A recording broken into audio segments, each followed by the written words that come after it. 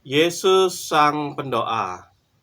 Saudara-saudari yang terkasih dalam Tuhan kita Yesus Kristus, beberapa hari yang lalu saya menonton sebuah video yang mempertanyakan hal ini. Biasalah saudara-saudari kita mempertanyakan tentang ketrinitasan Tuhan kita Yesus Kristus. Seorang mualaf yang bernama Don Ditan, mungkin ada yang pernah dengar namanya atau menonton channelnya. Dia sedang berdiskusi dengan orang. Begini perbincangannya. Di Lukas tuh, bacain. Dia menyuruh temannya membaca Injil Lukas itu. Pada saat Yesus memilih para rasulnya. Dia pun membacakan. Yesus ke bukit untuk berdoa. Dan semalam-malaman ia berdoa kepada Allah. Don Ditan langsung bertanya, gimana dong? Yesus itu kan Tuhan kan? Katanya Tuhan. Tuhan Allah itu sendiri. Terus kenapa Tuhan berdoa kepada Allah? Semalam-malaman lagi. Gimana ceritanya gitu? Tuhan berdoa kepada siapa? Tuhan berdoa kepada Allah. Katanya Tuhan adalah Allah. Berarti Tuhan berdoa untuk dia sendiri dong.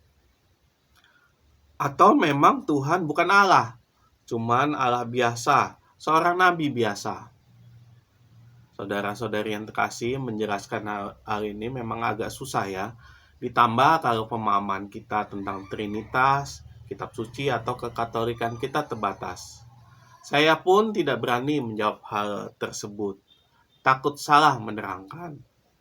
Yang jelas kalau mendengar ini, orang yang lemah imannya pasti akan goyah dan mempertanyakan kembali hal tersebut. Jangan-jangan benar Tuhan Yesus bukan Allah. Jangan-jangan ada entitas yang lebih tinggi di atas Yesus.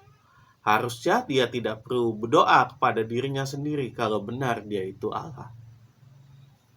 Bapak Ibu, saudara-saudari yang terkasih, kenyataannya adalah Yesus Tuhan kita adalah seorang pendoa, sang pendoa.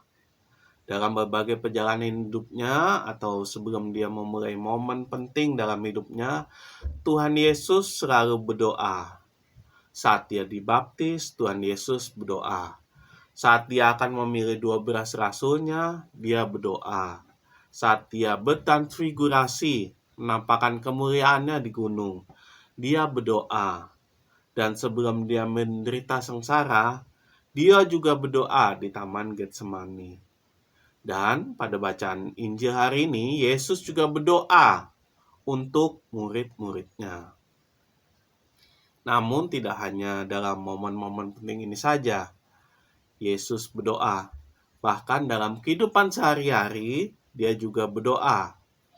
Injil sering mengatakan bahwa setelah dia seharian penuh mengadakan pelayanan, entah itu melakukan mujizat, penyembuhan, atau pewataan, dia akan pergi ke tempat tenang, di mana dirinya berdoa.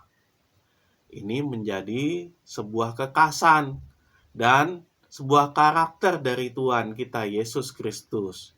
Yesus seorang pendoa. Yesus sang pendoa. Pertanyaannya adalah, kita yang mengaku sebagai seorang Kristiani, pengikut Kristus, murid-murid Yesus, seorang pendoa juga bukan? Jangan-jangan kita hanya berdoa saat kita butuh. Jangan-jangan kita hanya berdoa kalau hari Minggu saja. Selebihnya lupa. Ini mungkin panggilan untuk kita ya. Kalau kita sungguh-sungguh ikut Yesus, ya salah satu karakter kita sebagai orang Kristiani adalah menjadi seorang pendoa juga. Dan ini tidak hanya berdoa untuk diri sendiri loh. Keluarga, anak, istri, suami, saudara, dan sebagainya. Tapi juga untuk orang lain. Pernah nggak kita mendoakan mereka? Dan hari ini kita mendengarkan juga doa Yesus kepada muridnya. Dan dengan jelas Yesus mengungkapkan isi doa Tuhan Yesus itu.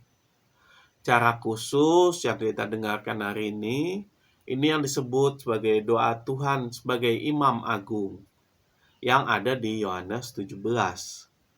Jadi satu bab ini, Yohanes bab 17, isinya doa Tuhan Yesus. Dan ini doa yang sangat penting. Kenapa? Karena doa ini didoakan Yesus sebelum dia masuk ke dalam kisah sengsaranya. Dan isi doanya itu memang sangat panjang dan banyak sekali yang bisa dibahas. Tapi intinya Yesus berdoa untuk para murid-muridnya agar mereka selalu dijaga dan dilindungi oleh Allah.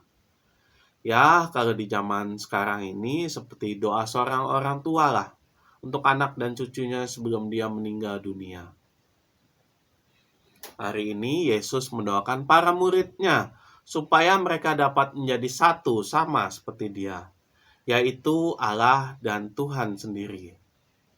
Yesus mendoakan mereka agar mereka kudus dalam kebenaran, agar saat mereka menjalani misi perutusan mereka dapat dilindungi, dijagai, dan apa yang mereka lakukan atau beritakan dapat sejalan dengan dan sama seperti Yesus sendiri. Sama kudusnya seperti Allah sendiri. Kita tahu kudus sama dengan suci. Jadi Yesus menginginkan dengan penyertaan Allah, para murid dapat menjalani tugas pelayanan, pewartaan dan perutusan dengan baik. Apa yang diucapkan dan apa yang dilakukan dapat terjaga kesucian dan kekudusan mereka. Saudara-saudari yang terkasih dalam Yesus Kristus, hari ini saat Yesus berdoa, memang secara langsung doa itu ditujukan kepada para murid. Tapi secara tidak langsung, Yesus juga mendoakan kita sebagai pengikutnya. Yesus menginginkan apa yang ada di pikiran, perasaan, perkataan, dan perbuatan kita itu suci dan kudus. Hanya saja kadang manusia suka jatuh ke lubang dosa. Sehingga apa yang mereka lakukan tidak sejalan dengan apa yang dikehendaki Tuhan kita Yesus Kristus. Layaknya orang tua yang khawatir kepada anak-anaknya, Yesus ingin murid-muridnya dan kita semua selalu dilindungi dan dijagai oleh Allah. Yesus ingin kita disatukan olehnya, agar kita menjadi satu dalam namanya. Karena Yesus sang pendoa, Dia juga menginginkan kita juga menjadi pendoa untuk sesama kita. Marilah kita hening sejenak, marilah kita merenung.